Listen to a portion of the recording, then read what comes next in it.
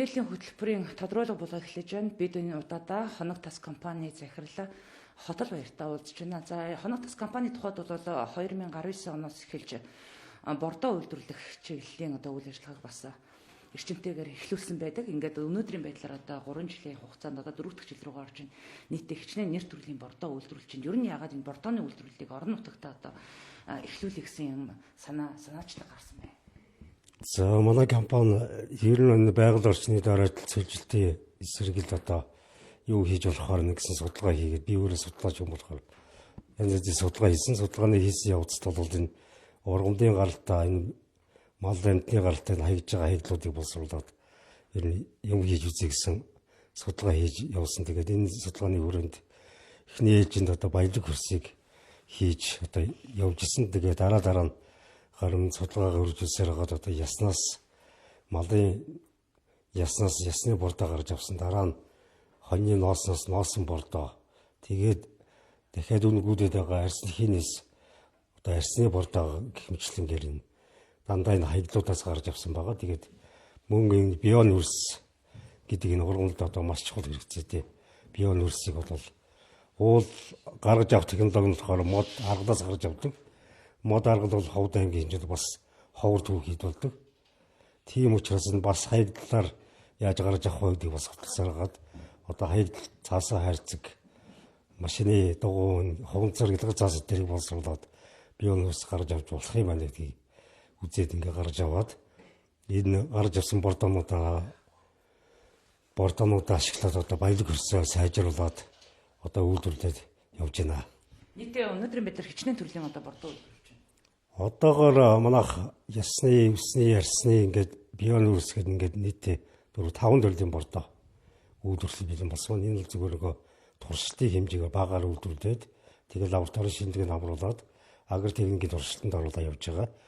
Их хэмжээгээр үйлдвэрлэхэд бас яхан хөрөнгө мөнгө, багаж техник тэгээд байр санаа асуудал хүндрэлтэй байгаа. Манай хурдлаар гарч байгаа нь баялаг хөрс байгаа. Тэгээ энэ баялаг хөрсийг нөгөө шахаад бортох хэлбэрт оруулаад ингээд яхаар нөгөө мод тарьдаг бортгуулж байгаа. Харьж байгаа газараа нөхөө ухаад энийг суулгацтай бортгоо шууд хийгээл ургуулах боломжтой. Энэ бол нөгөө шинээр ашиглалтанд орж байгаа барилга үүрэнд тогтцол хийх хэрэг хугацааны хувьд хүлээлттэй байдаг. Хавар намар гэж нэг мод тарьдаг байсан бол энийг ашигласнаар бол ерөөсөө тэр хугацаа аргацахгүй энэ тарьсан модоо шууд дуртай газар авч тарих боломжтой гэсэн үг. За ноосон бордоо гэдэг байна. За ноосон борд бол нөгөө хоньны ноосоос гарч авдаг байгаа. Тэгээ энийг Монголд бол нөгөө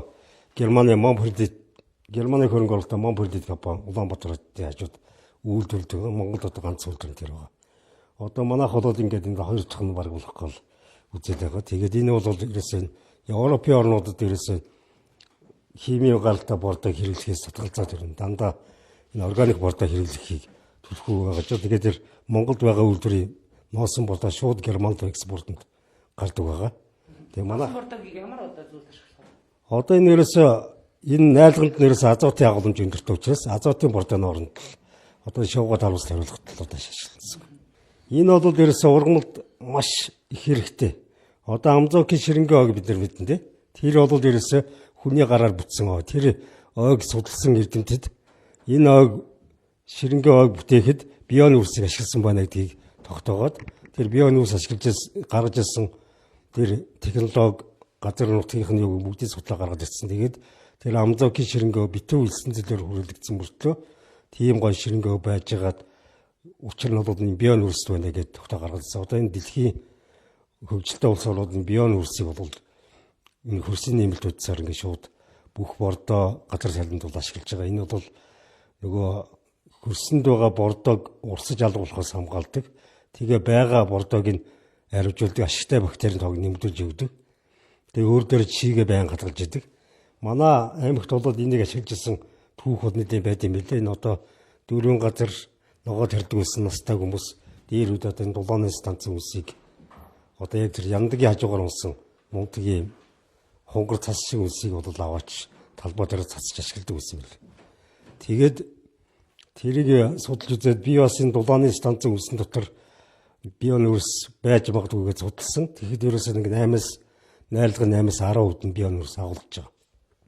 Тэгээ манайх бол эхэндээ бол дулааны станц үсээс би өнөөсөө ялгаж аваад балиг хөрсийн найрлаганд оруулдаг гэсэн бол сүүлрэг одоо ингээд хаягдл одоо бор цаасан хайрцаг мод аргалж яхаа хуурчээс хаягдл бор цаасан хайрцагс би өнөөсөө гарч байгаа сүүлд бас машины дугуй хуунцар бэлгэр цаасдыг бас ингээд боловсруулад би өнөөс гаргаж авах боломжтой юм гээд гаргаж ирсэн байна. Энэ болохоор ялсыг шатаагаад гаргаад авцсан кальц шатаасан яс гэсэн үг дээ.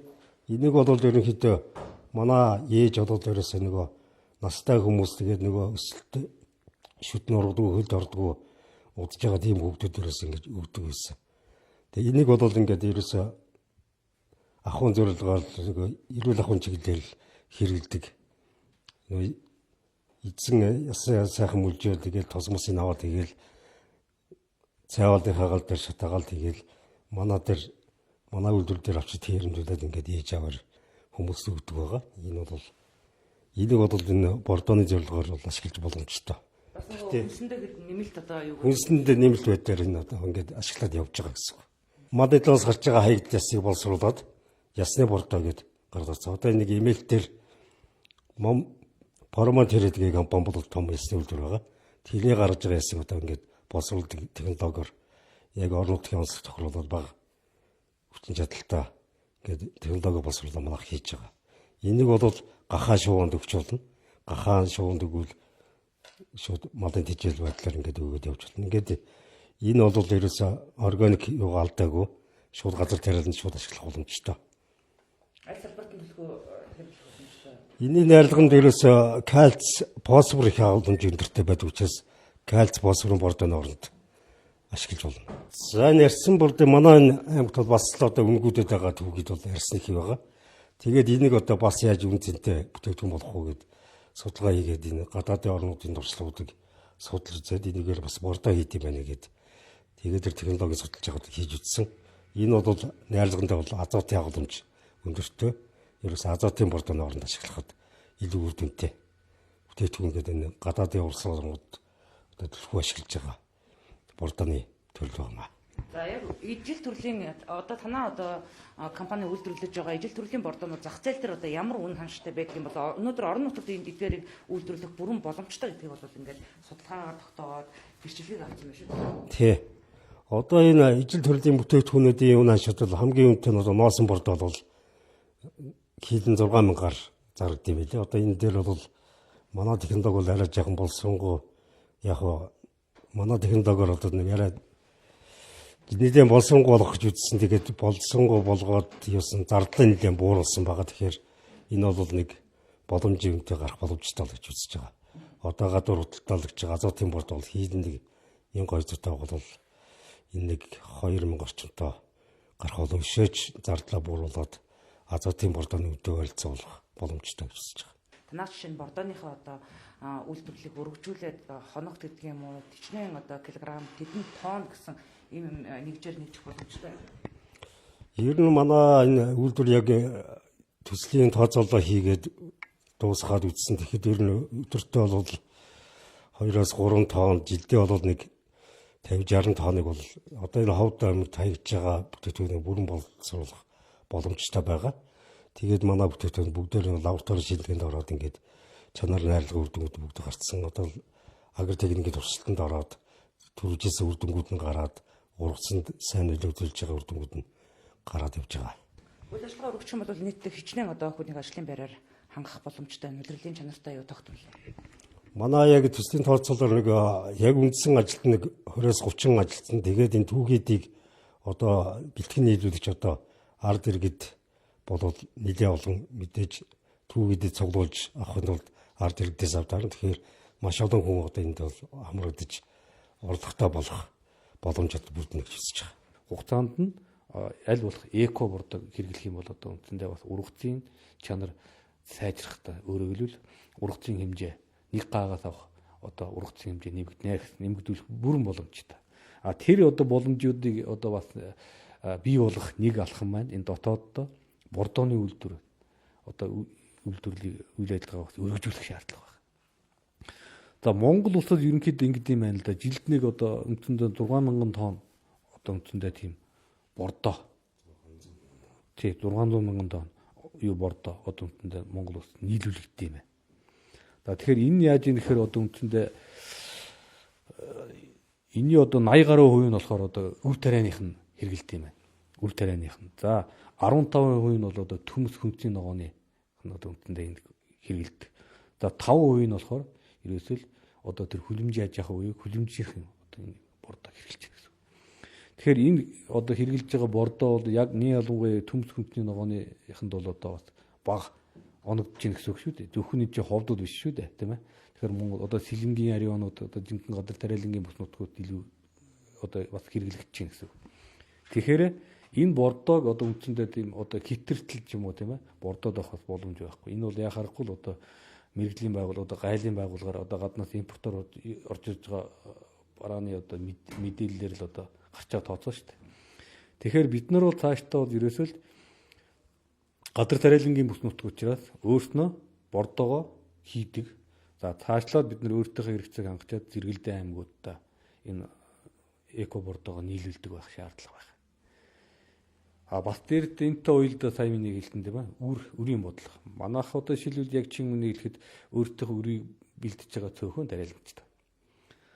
Монгол улсын одоо үрний хэрэгцээг бэлдэж байгаа томоохон одоо бас үр нийлүүлэгчтэй байна шүү дээ. Одоо шилбэл Дархан уул аймаг, Ухсан аймаг гэдэг ч юм уу яг төрөлжөөд одоо үрийн одоо асуудлыг хангаж. Тэгэхээр бид нар яхахгүй л гадар тариалангийн бүс нутаг юм чинь үрээ өөрснөө хийдэг. Дээрээс нь одоо бордоогоо өөрснөө хийгээд бордоод эко бордоо гэдэг нь болохоор янз бүрийн одоо хүний бие организм тийм ээ цөрөг одоо хортой үйлчлэгээ байхгүй.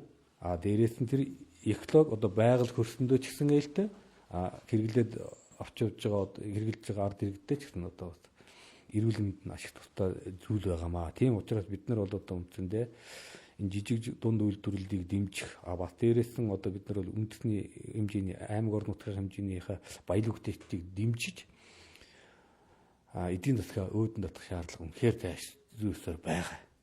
За яг хөө зүгээр бидний хувьд бол одоо төлөвлөж байгаа маш нэлээдгүй олон ажил байгаа. Тэр олон ажлыг бас бид нар бол аль болох нөгөө одоо шилүү зайлшгүй хугацаа алдахгүй тийм ээ хийх шаардлагатай гэдэг асуудлуудаа бол ирэмблээд одоо бас бодлого одоо үйл ажиллагаа одоо чиглэл болгоод явж байна. За энэ дашрамд хэлэхэд манай бас хүнс хөдөөж чухал газрын одоо бодлогын зөвлөл гэж байгаа. За энэ бодлогын зөвлөлд нэг 3 доктор, 3 гавьяат нийтээ нэг 13 хүний бүрэлдэхүүнтэй одоо зөвлөх хүмүүс ажилладаг. За одоо энэ доктор, профессорудаас гадна яг энэ салбарт насаараа ажилласан тийм ээ.